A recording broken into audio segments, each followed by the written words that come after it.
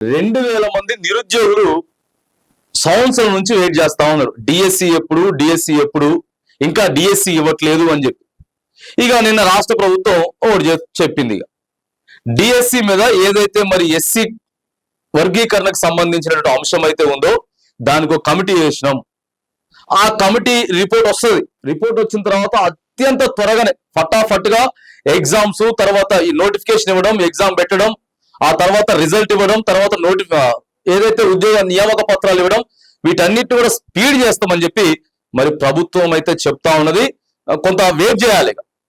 కనీసం ఒక నెల రోజులైనా సరే, నెల లేకపోతే 2 నెలలు, ఒక 60 రోజులు మాత్రానికి ఇదంతా కూడా క్లారిటీ వచ్చిన తర్వాత నోటిఫికేషన్ ఇచ్చి స్పీడప్ చేస్తామని చెప్పి డిఎస్సి అభ్యర్థులకు సంబంధించినటువంటి ఎవరెవరైతే వెయిట్ చేస్తున్నటువంటి డిఎస్సి అభ్యర్థులు అయితే ఉన్నారో వాళ్ళందరికీ కూడా, అంటే దాదాపుగా 2000 పోస్టులకు సంబంధించినటువంటి డిఎస్సి గురించి రాష్ట్ర ప్రభుత్వం క్లారిటీ ఇస్తా ఉంది.